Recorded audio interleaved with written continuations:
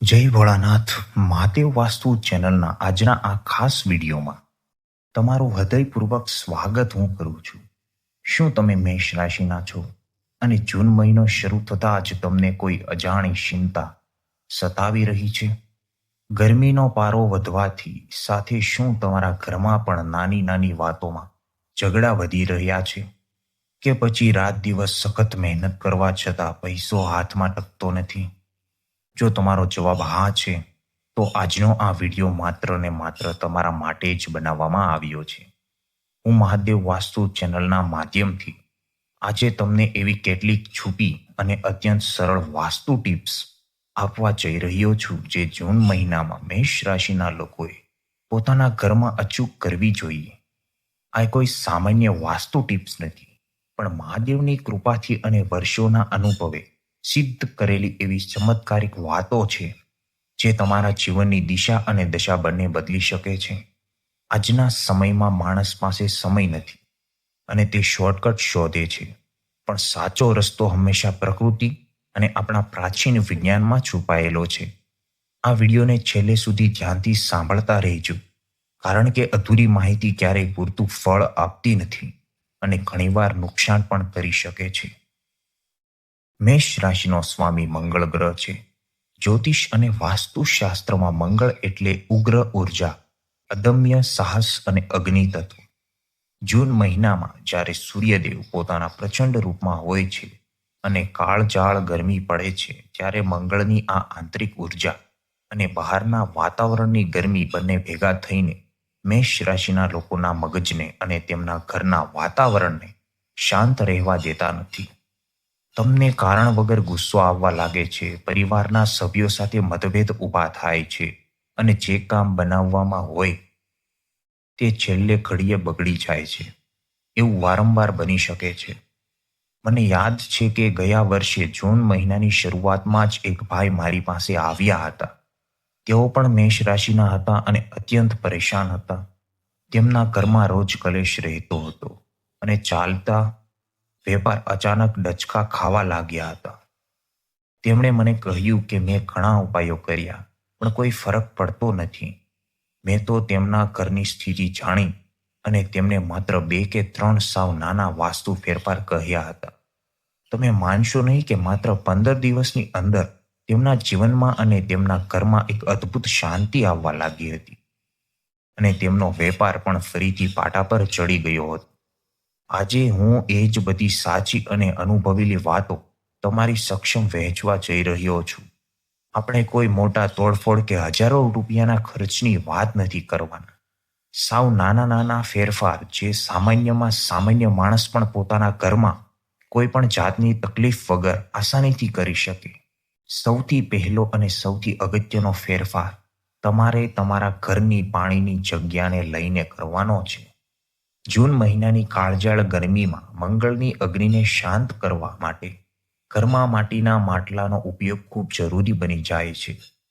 આજના આધુનિક જમાનામાં લોકો ફ્રીજનું ઠંડુ પાણી પીવા લાગ્યા છે, પણ વાસ્તુશાસ્ત્ર મુજબ માટીનું માટલું ઘરમાં એક અદ્ભુત સકારાત્મક ઉર્જા પેદા કરે છે. જો તમે ફ્રીજનું પાણી પીતા હોવ તો પણ આ એક નવું અને નાનું માટીનું માટલું લઈને તેને તમારા ઘરની ઉત્તર પૂર્વ દિશામાં એટલે કે ઈશાન ખૂણામાં ચોક્કસ ભરીને રાખો. ઈશાન ખૂણો એ ભગવાન શિવનો ખૂણો છે અને તે જળ તત્વનું સ્થાન છે.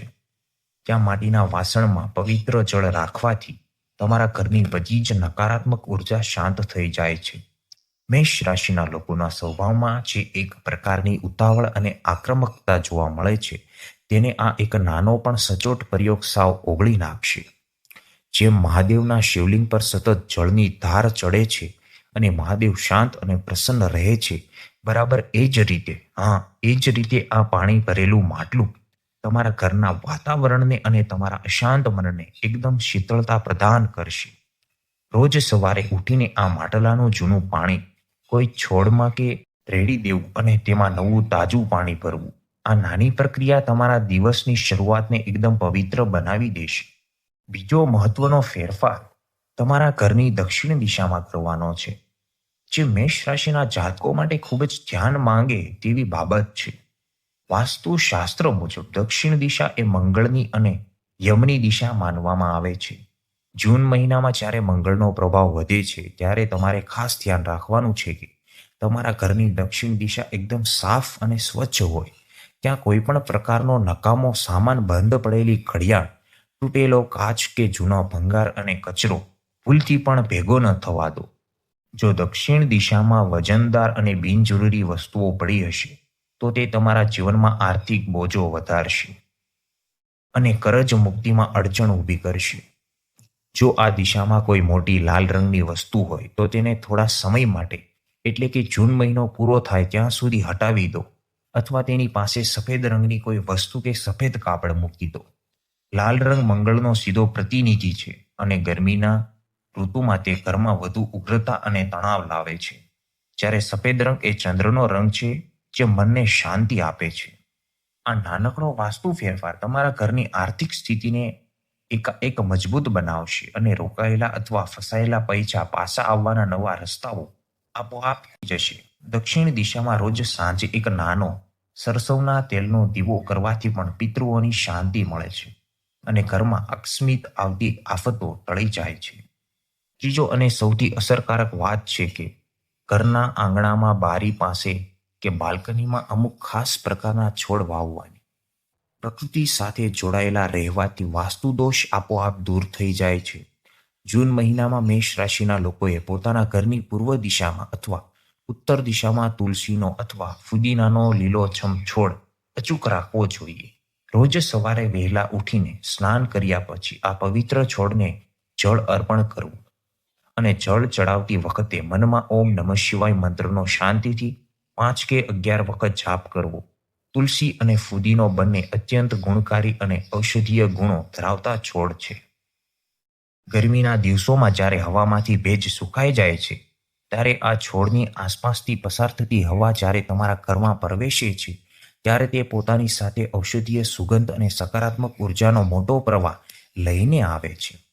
આનાથી તમારા ઘરના નાના મોટા તમામ સભ્યોનું સ્વાસ્થ્ય પણ ખૂબ સારું રહેશે. ઋતુ બદલવાને કારણે આવતો રોગચાળો તમારા ઘરથી જોજનો દૂર રહેશે. મહાદેવની અસીમ કૃપા અને આશીર્વાદ મેળવવામાં આ એક ખૂબ જ સીધો અને સરળ સાચો રસ્તો છે જે સંપૂર્ણપણે પ્રકૃતિના નિયમો સાથે જોડાયેલો છે. લીલા છોડવાઓ ઘરમાં બુધ ગ્રહની સારી અસર પણ લાવે છે, જે વેપાર અને બુદ્ધિના કારક છે. તેથી તમારા નિર્ણય પર એકદમ સચોટ સાબિત થશે. રસોડાની વાત કરીએ તો વાસ્તુશાસ્ત્રમાં ઘરનું રસોડું એ ઘરનું હૃદય માનવામાં આવે છે, કારણ કે ત્યાંથી આખા પરિવારને પોષણ અને ઉર્જા મળે છે. મેષ રાશિની ગૃહિણીઓએ અથવા જેમાં ઘરમાં રસોઈ બનાવતા હોય તેમણે જૂન મહિનામાં ખાસ ધ્યાન રાખવું કે રસોડામાં પીવાના પાણીનું વાસણ અને ગેસનો ચૂલો એકબીજાની અડીને ક્યાંય ન રાખવો. અગ્નિ અને જળ એ બંને એકબીજાના કટ્ટર વિરોધી તત્વો છે. જો આ બંને તત્વો રસોડામાં એકબીજાની એકદમ નજીક હશે તો ઘરમાં પતિ પત્ની વચ્ચે અથવા સાસુ વહુ વચ્ચે કારણ વગરના મોટા ઝઘડાઓ થશે અને ઘરની શાંતિ સંપૂર્ણપણે હળવાઈ જશે. બંનેની વચ્ચે થોડું અંતર રાખો અથવા વચ્ચે લાકડાનું કોઈ નાનું પાટિયું કે અન્ય કોઈ વસ્તુ મૂકીને તેમની વચ્ચે એક દિવાલ જેવું ઊભું કરી દો. રાત્રે સૂતી વખતે અને બેડરૂમના વાસ્તુની વાત કરીએ તો તમારે એ વાતનું ખાસ ધ્યાન રાખવાનું છે કે તમારે અને તમારા પરિવારના સભ્યોનું માથું હંમેશા દક્ષિણ દિશા તરફ રહે અને પગ ઉત્તર દિશા તરફ રહે. પૃથ્વીના ચુંબકીય ક્ષેત્રના નિયમ પ્રમાણે દક્ષિણ દિશામાં માથું રાખીને સુવાથી શરીરમાં રક્ત પરિભ્રમણ એકદમ સામાન્ય રહે છે. જૂન મહિનામાં રાત્રિ દરમિયાન સારી ગાઢ અને શાંત ઊંઘ મળવી મેષ રાશિના લોકો માટે ખૂબ જરૂરી છે, કારણ કે દિવસભરનો તેમનો શારીરિક અને માનસિક થાક ઊંઘ દ્વારા જ દૂર થાય છે. જો તમારી ઊંઘ પૂરી નહીં થાય તો બીજા દિવસે તમારા સ્વભાવમાં ચીડાપણું આવશે અથવા તમારું કામ બગડશે. સુવાના રૂમમાં ક્યારેય ઘાટા લાલ, કાળો કે ભડકાઉ રંગની ચાદરનો ઉપયોગ ન કરો. તેના બદલે આછા ગુલાબી, આછા વાદળી કે સફેદ રંગની ચાદર પથારી પર પાથરવી. સૂતા પહેલા તમારા બેડરૂમમાં પણ એક નાનકડું કપૂર સળગાવીને તેનો ધુમાડો ચારેય ખૂણામાં ફેરવવો. જો કોઈ ખરાબ નજર ઈર્ષાળુ લોકોની હાય કે નકારાત્મક શક્તિ તમારા ઘર પર હશે તો તે કપૂરના ધુમાડાથી ત્યાંથી હંમેશા માટે ભાગી જશે. મહાદેવ વાસ્તુ ચેનલ હંમેશા એવી પ્રેક્ટિકલ અને સચોટ વાતોમાં માને છે કે જેનું સીધું અને પારદર્શન પરિણામ તમને તમારા રોજબરોજના જીવનમાં તરત જ જોવા મળે.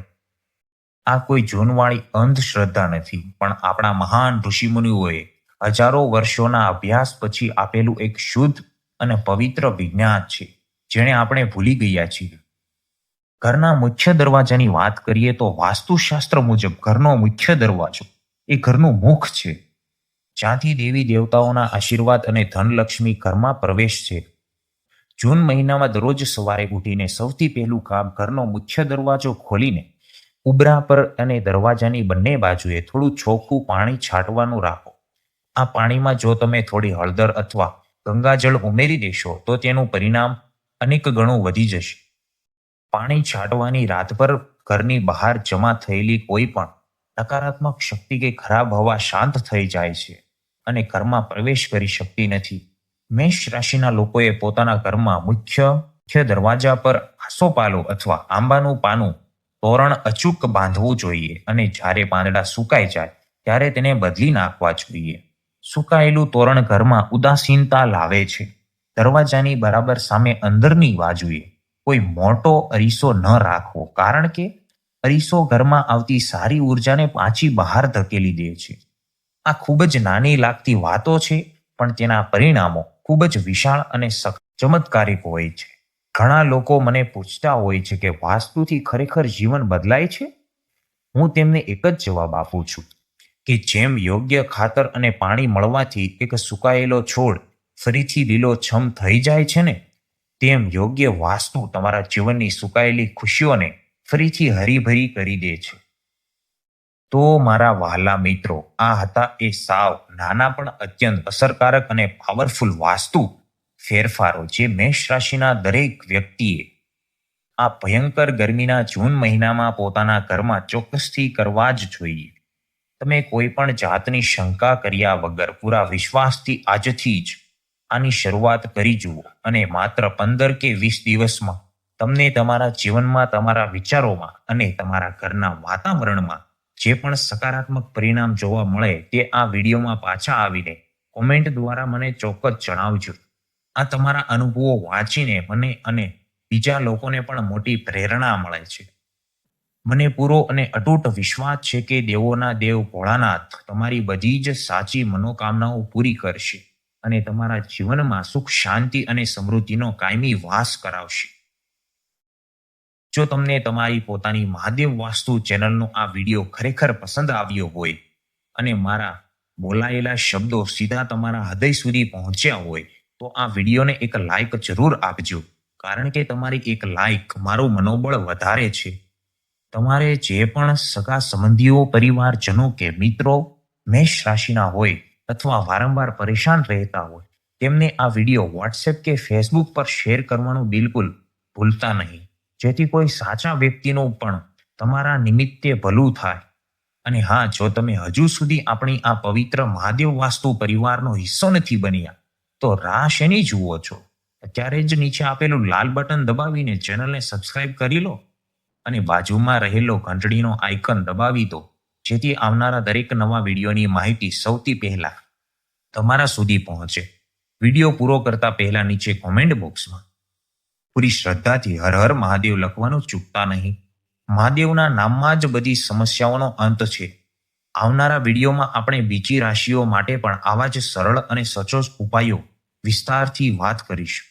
ત્યાં સુધી પોતાનું અને પોતાના વહાલા પરિવારનું ખૂબ ધ્યાન રાખજો. હર હર મહાદેવ. ઓમ નમઃ શિવાય.